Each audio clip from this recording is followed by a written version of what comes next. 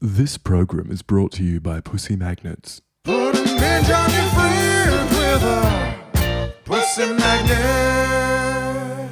Welcome, my lovely lumps. Or maybe let's go with lovely labs. That's pretty on brand. Anyway, I'm so thrilled to have you here in the Labia Lounge. We're going to be yarning about all things sexuality, intimacy, womanhood, relating, holistic health, and everything in between. We're going to have vag loads of real chats with real people about real shit. So buckle up because you're about to receive the sex ed that you never had and hopefully have a bit of a chuckle while you're at it. Before we get stuck in, I'd like to respectfully acknowledge the traditional custodians of the land on which I'm recording this, the Wurundjeri people of the Kulin Nation. It's a massive privilege to be living and creating dope podcast content in Naarm, and I just want to pay my respects to their elders past, present, and emerging. Now, if you're ready, let's flap and do this. Don't panic, you're not broken. Your sex education was a piece of shit. Get your flaps out and pull up the couch. It's the Labia Lounge. Hey gang, just before we jump into this episode, I wanted to offer you an opportunity to access my new mini course for free before I start charging for it in future. It's for people with vulvas and it's quick to complete. It's all about demystifying the female body and pleasure anatomy and getting some basic fundamentals to understand your body better. It's called Pussy Pleasure Secrets, Your Roadmap to Bedroom Bliss. You can grab it on the freebies page of my website or in the show notes. It's a great little free resource to kind of dip your toe in or act as a bit of a taster for my work. So if you've ever been curious about this sort of thing and you just don't know where to start, or you want a really quick, easy, accessible, non-threatening way to get the ball rolling and start working on this stuff, this is a great place to start.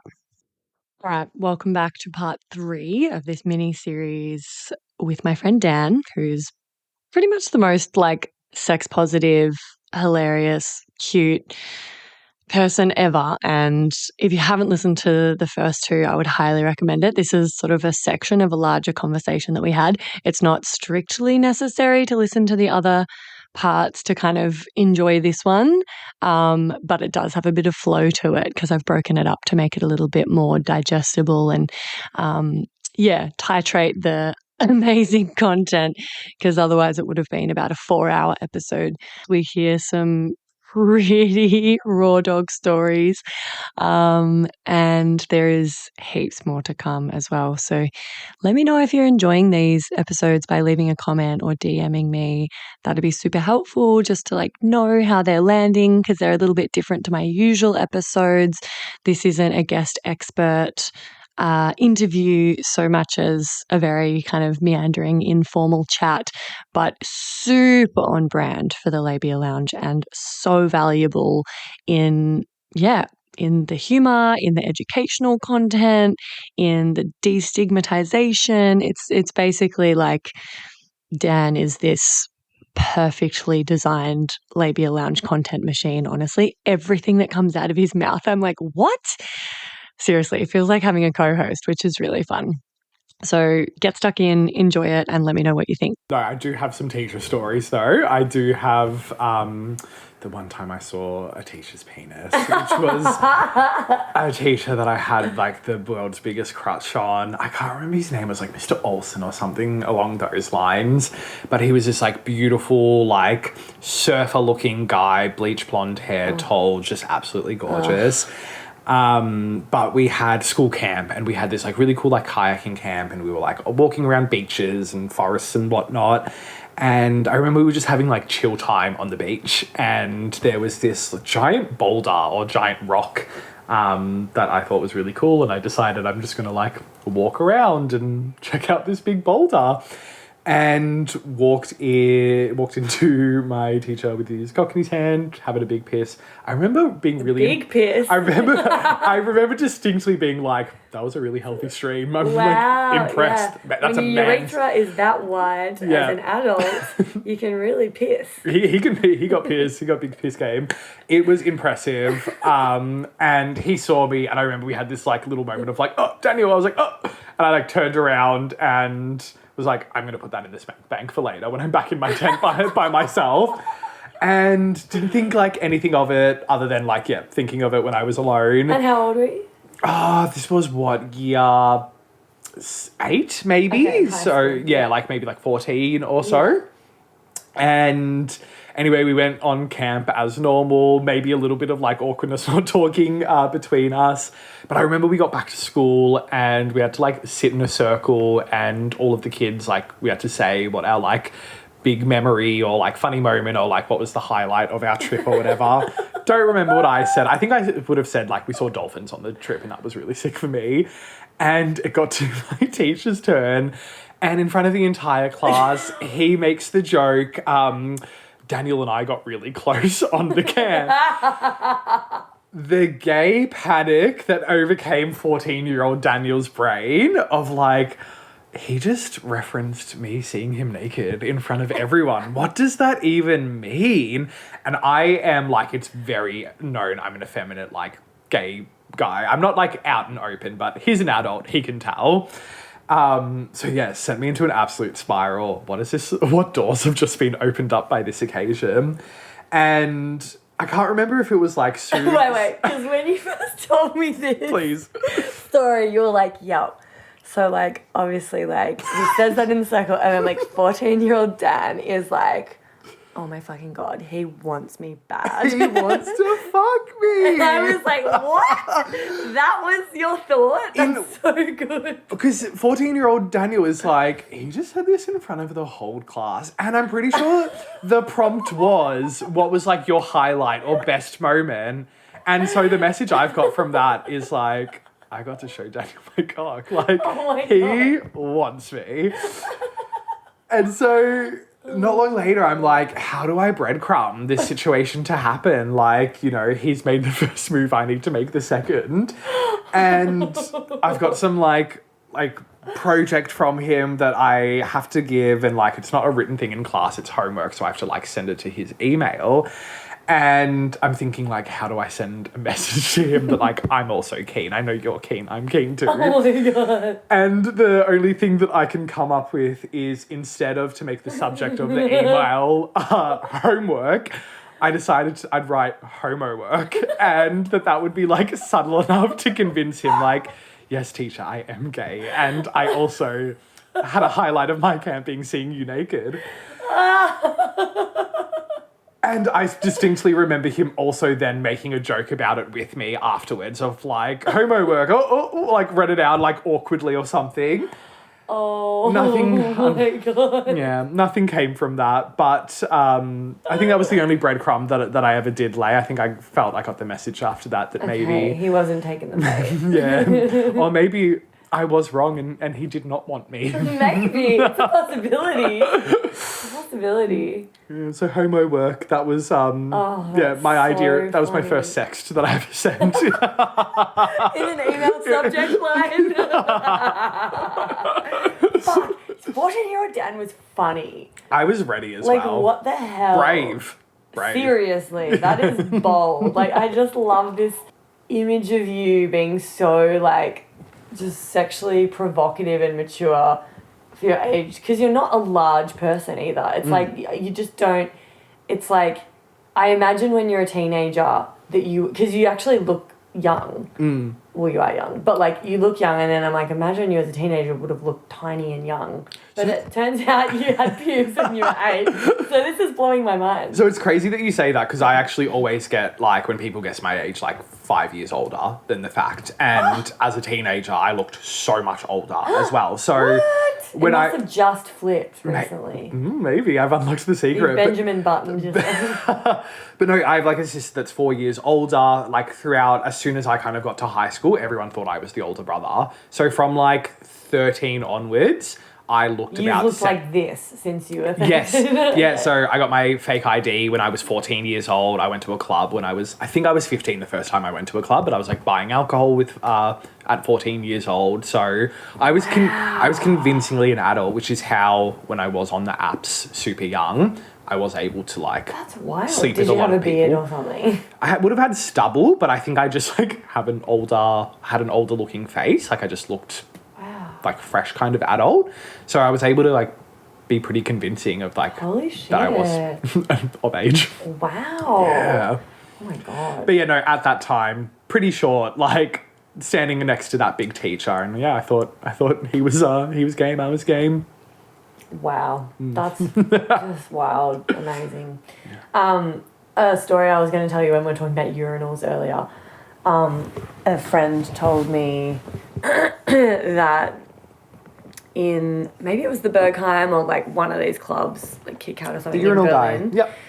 where like there was a character that just hung out in the men's like urinals, and just like my mate walked in there like totally like spangled, you know, just like barely able to see straight, kind of like would have like just closed his eyes and leaned over the urinal for a piss, and then like opened his eyes and like saw this dude like underneath his dick like catching his piss in his mouth and drinking it. And like he felt a bit like he was just too cooked to really care, but he was like, oh, that did feel a little bit violating. Like he didn't ask me, I didn't know that was happening.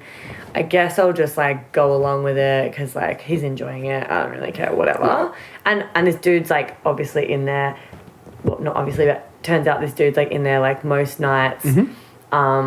For like hours, just drinking like liters and liters and liters of piss and getting super high off everyone's like residual sort of drugs in their weed. I didn't even figure out that element of it. Yeah, like getting fucking drugged up to the nines from everyone's piss.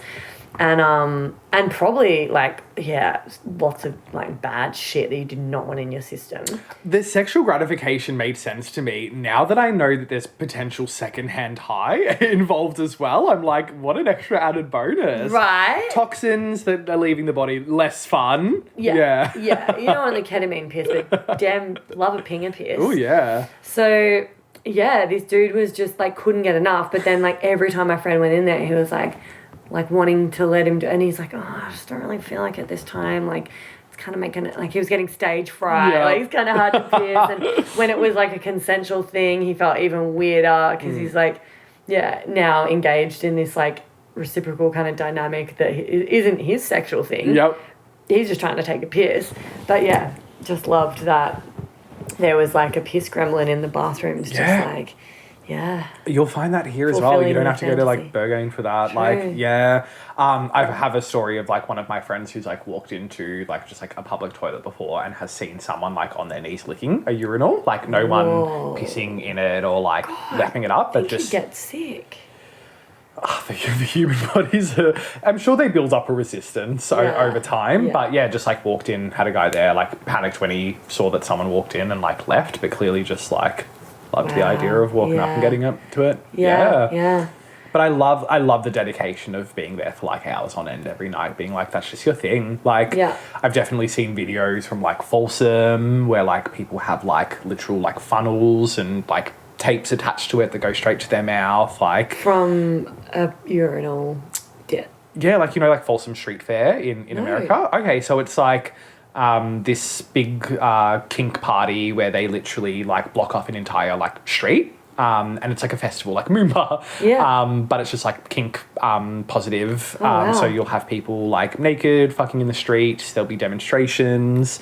And it's like a really common thing that people will like set up like an inflatable pool, like a little like clam pool, to use an Australian reference. And just have a sign up being like free urinal, and they'll just like sit there like on their knees, and like anyone who walks past that needs to have a piss, they're just like ready and available. It like, I understand for like people who aren't exposed, that can feel like such a crazy thing, but there's something like, I can understand like a very erotic nature of just someone being like, I'm here to just like take your piss after piss after piss. But they get funnels, they get, you know, hoses. Yeah, there's full infrastructure that's being built sometimes. Wow. Yeah. That's something that I like find really fascinating and kind of admire about the kink world, even though I could never be fucked. It's like so much effort and work can go into just like playing out like one scene or one fantasy that requires like a lot of planning and effort and equipment, or designing new, like there's always like new ways to like come up with designs that are going to facilitate these acts. Like, it's very creative. I love a DIY glory hole. It's probably one of my favorite things is like speaking about creativity of like the different fabrics and setups people will make. Like it's not uncommon to like go on Grindr to like, you know, find a hookup and people like will specifically be like their profile is that I'm like the South Melbourne glory hole, and you will like walk in, you'll open the door to my apartment, it'll be a hallway and there'll be like a bed sheet that's like hung up so you don't actually get to come into my house or like see anything. It's like a black bed sheet, a little hole cut out, little DIY glory hole. But you see some like crazy like contraptions that people have like made in their home. Tell me. Like a lot of bed sheets, of course. There's like little like mazes that you can walk through, little cruising mazes that people turn their apartments into. Like what? Yeah, because you don't want to get your shit stolen when you have a stranger coming in to like, you know, unloading you. So yeah, people make little like barricades and like little safe entry places so you just kind of like walk in, you know where to stick it, you know where to go when you're done. So like, what kind of contraptions and DIY situations have you like, tell me more. I think the most amazing one that I've seen, I've not seen in person, but advertised on the apps. Because there'll be a photo of it. There'll be photos of it, yeah. So I've seen the million like bed sheets and the little hole cut out, but I've seen ones where there's like a table or like a massage table that's like laid out and with a hole underneath. Or like the curtain only is the above half, so they can just have like their bottom half of their body up ready. You don't see their torso, you don't see their face, their arms, anything. You just see legs up in the air and ass, maybe some, you know, cock and balls as well if you're lucky. But it's a bit of a larger, more elaborate glory hole that has like a little bed built into it and everything. Whoa. Yeah. Dude, the fucking like trust, like that just feels so vulnerable and risky to me, to just be so exposed and vulnerable and have a stranger come in and like, it sounds really high risk. And it definitely is, you know, from a multitude of different elements, but there's, you know, that's part of the kink, right? The transactional nature. I think there's a lot of like depersonalization in it as well, of like, you know, using as a toy or just like a hole or a space. And the anonymity of it all as well. Like, I think that's a huge part of the glory hole. And I actually do have another story on this as well, which is in one of the apartments that I've lived in is seeing like this beautiful man that lived on my level who was in a wheelchair. And I assumed like would have, you know, struggles dating, you know, especially in the gay world where that is incredibly superficial. People are focused on bodies. You need, you know, speaking of kinks, want specific acts, and deduced that one of the glory holes that I saw on Grindr was him. And he had decided to share a photo of his face, so maybe the anonymity side of it wasn't as big. But what a like amazing like way for him to, you know, do that, like, you know, to be able to just like have the bedsheet, have someone rock up potentially if he doesn't want to have his face on there. There's no stigma. He doesn't have to explain his situation. He just gets, you know, a cock delivered in his hallway that he can, you know, like roll up and enjoy. And I love that.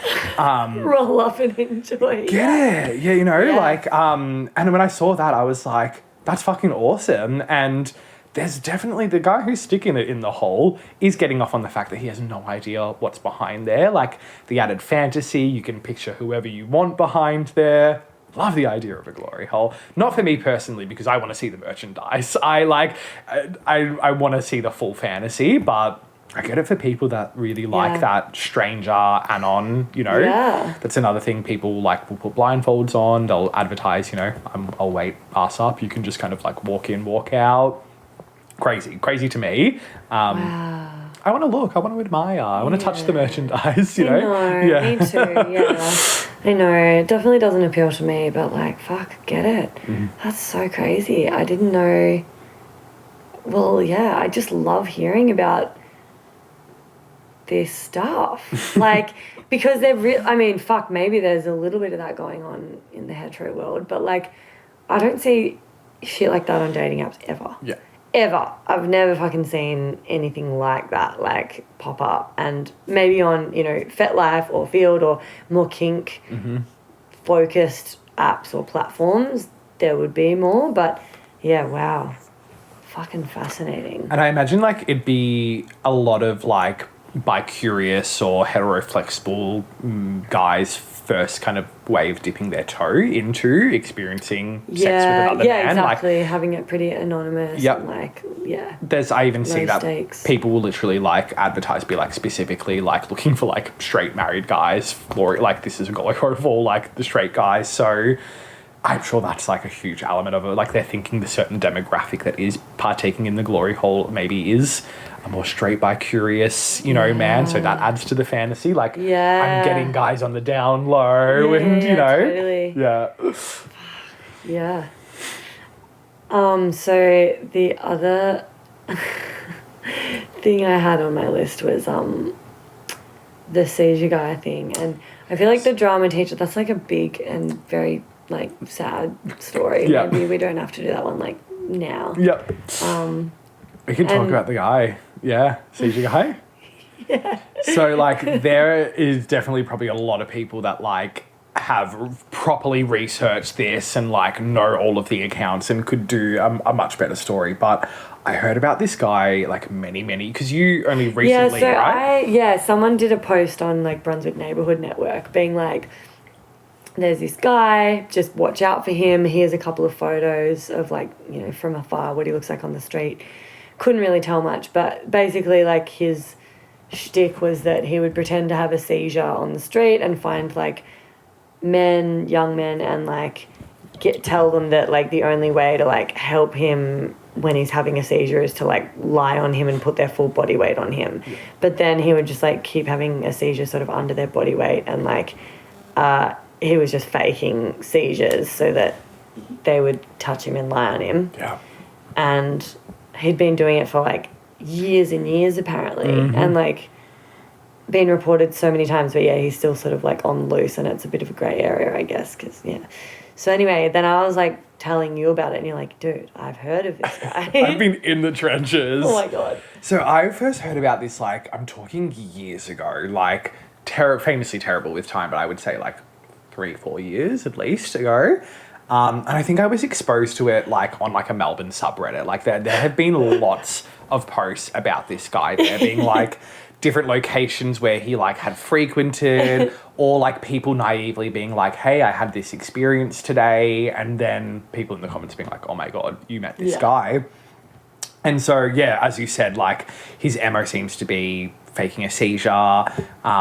He somehow then acts as if, like, he can still speak during that and tells people, hey, like, you need to lay on me, and specifically, like, their full body weight. So, like, tip to toe, putting their full weight on you while he continues to, like, wriggle around and act that, like, he has a seizure.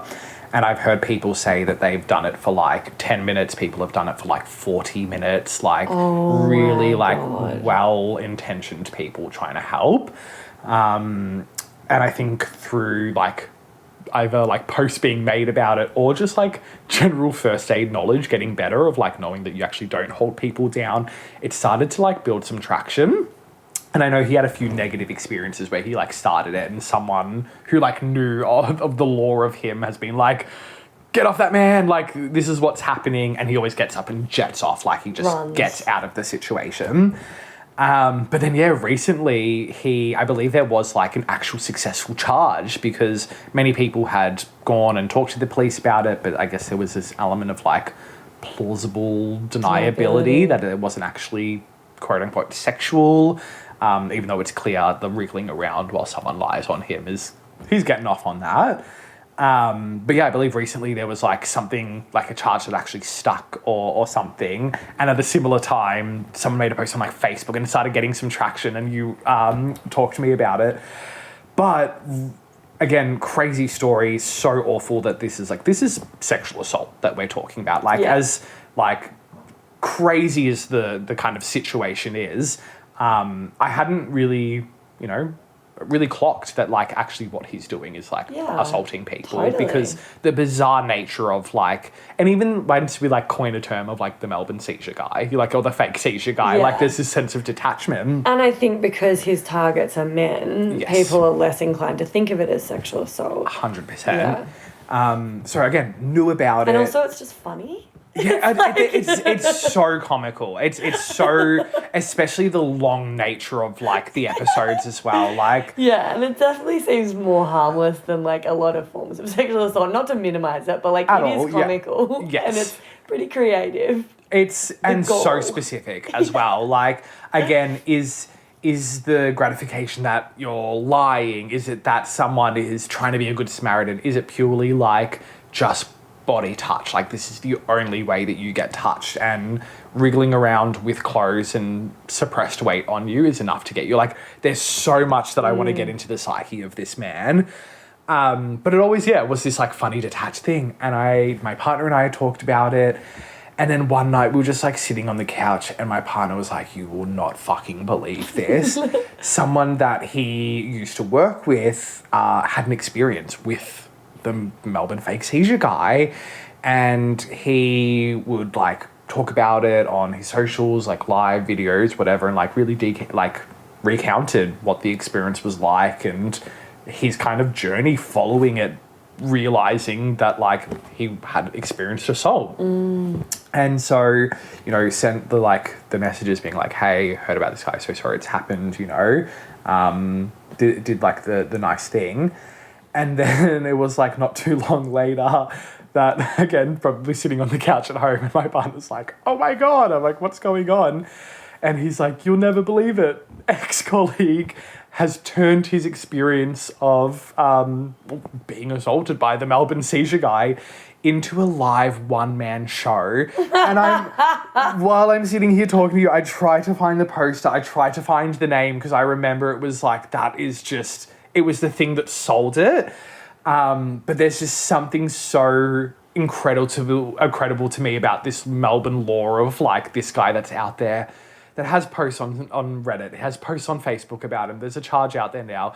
And he also has a one-man show my God. about this. And I can't say that I was able to go to the show, but it's just a beautiful added cherry to this. Can you this find tale. out like who made the show and what the name of it was? Like, could I follow this up somehow with? I'm sure you can. I will do a proper. Or was it like part of like the Comedy Fest or the Fringe or like? I assume so. Okay. This was like, I don't believe they have a big interaction with this like world. Like I think this was like the first kind of show that they have put together. Wow. But I will be able to find the account and I will be able to find the poster and I'll send it through. Okay. Oh my God. That is so niche. It's so niche.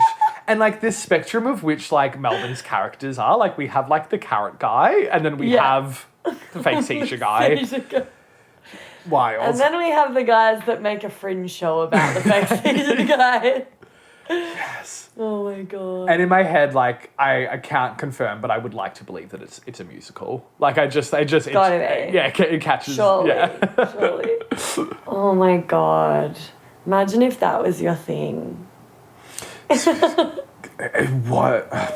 Again, to get into the psyche of that. Yeah. Yeah, I guess, Fuck. I'm a bit brain dead at this point. I feel like my contributions have gotten more and more something. They've become less and less.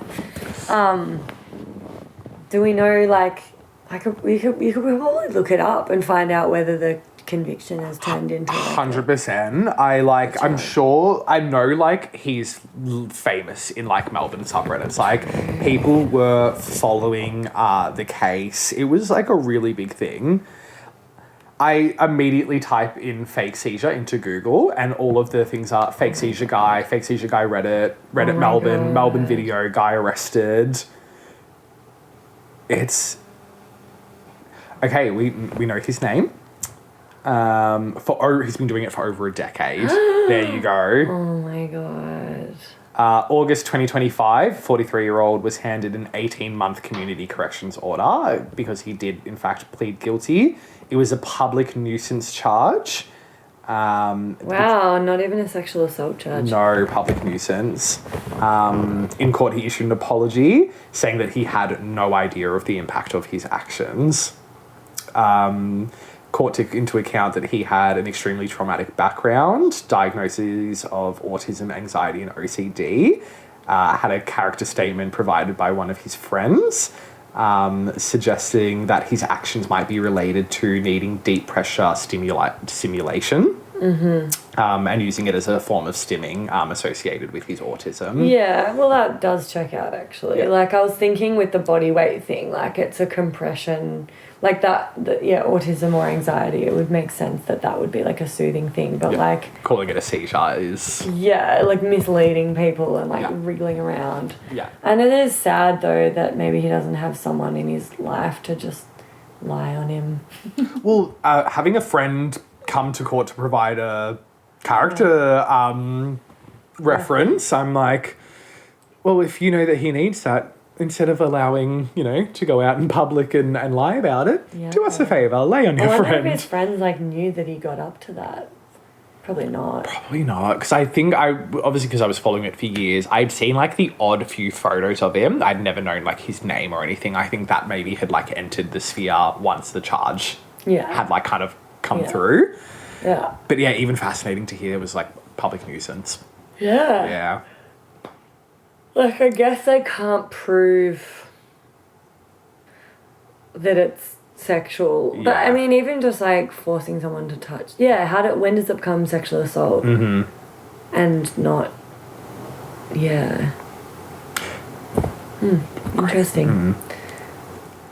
This is like a really crazy digress, and I don't know if this is the vibe, but I'm going to take it there, and I'm going to put like the warning out there that it's like, it's comical, but also like kind of confronting. A really big thing that I remember when I was growing up, like in primary school, was this like, you know how there were just like random myths? There was like Marilyn Manson like removed a rib so he could suck his own dick and stuff like that, where I learnt the term red wings. I remember it was like a thing that people would say that like the real definition of rape was touching someone's belly button. Have you ever heard this? No. Okay, I don't know again if this was like specific to the primary school that I went to, but it was like said as fact on the schoolyard that like the actual like specific term of that was like touching someone's belly button. And I'm Oh my God, propaganda. And I'm like, what is the like game of telephone that has happened? Is it like, is that the case that like there was a case where someone unconsensually touched someone's belly button and that was like ruled something and that has been turned into this like school, like, yeah, so that was It feels totally made up. It feels very just a primary school boy. Because, like, people get raped all the time and can't even get a conviction. Very true, very true. If someone got touched on the belly button, no one gives a fuck. No. Especially not when we grew up. No. Yeah, but that was a thing I remember, like, being like a thing that was said on in primary school, like schoolyard. Yeah, like how, people would be like, so, like, a banana, like, technically, it's, like, a herb. It's from the herb family. And that was, like, truth. Oh. But I don't think that that's true. I don't know that's true. And even when I do know things are fact, like pumpkins and tomatoes being fruits, I still argue about it to this day. But you've just reminded me of another one of my stories by mentioning bananas, and this is a crazy masturbation story. This is crazy. This is probably one of my craziest pieces of work. But I remember really, really, really new to wanking. All right, I'm going to have to cut it there because this is getting kind of long, and that's a nice little taster for what's to come in the next part. If you want to hear that story, and it's a good one, then tune in for the next episode in this mini-series with Dan. I'm going to be interspersing them between regular guest expert interviews as bonus content. So yeah, stay tuned. Make sure you're following the podcast so that you get notifications when the next episode drops. And yeah, you can look forward to heaps more good shit from Dan. Hey, me again. If you'd like to support the potty and you've already given it 5 stars on whatever platform you're listening on, I want to mention that you can buy some really dope merch from the website and get yourself a Labia Lounge tote, tee, togs. Yep, you heard that right. I even have Labia Lounge bathers. Or a cute fanny pack if that'd blow your hair back. So if fashion isn't your passion though, you can donate to my Buy Me a Coffee donation page, which is actually called Buy Me a Soy Chai Latte, because I'll be the first to admit I'm a bit of a Melbourne cafe tosser like that. And yes, that is my coffee order. You can do a once-off donation or an ongoing membership and sponsor me for as little as 3 fat ones a month. And I also offer one-on-one coaching and online courses that'll help you level up your sex life and relationship with yourself and others in a really big way. So every bit helps, because it ain't cheap to put out a sweet podcast into the world every week out of my own pocket. So I will be undyingly grateful if you support me and my biz financially in any of these ways. And if you like, I'll even give you a mental BJ with my mind from the lounge itself. Saucy. And I'll pop the links in the show notes. Thank you. Later. And that's it, darling hearts. Thanks for stopping by the Labia Lounge. Your bum groove in the couch will be right where you left it, just waiting for you to sink back in for some more double L action next time. If you'd be a dear and subscribe, share this episode, or leave a review on iTunes, then you can pat yourself on the snatch, because that's a downright act of sex-positive feminist activism, and you'd be supporting my vision to educate, empower, demystify, and destigmatize with this here podcast. I'm also always open to feedback, topic ideas that you'd love to hear covered, questions or guest suggestions, so feel free to get in touch via my website or over on Insta. You can also send me in TMI stories to be shared anonymously on the pod. My handle is FreyaGraff_the Labia Lounge, if my account hasn't been deleted for being too sex positive, which, is always a possibility with censorship. But just in case the chronic censorship finally does obliterate my social channels, I'd highly recommend going and joining my mailing list and snagging yourself some fun freebies for the trouble at www.freyagraff.com/freebies. Anyway, later, labial legends. See you next time.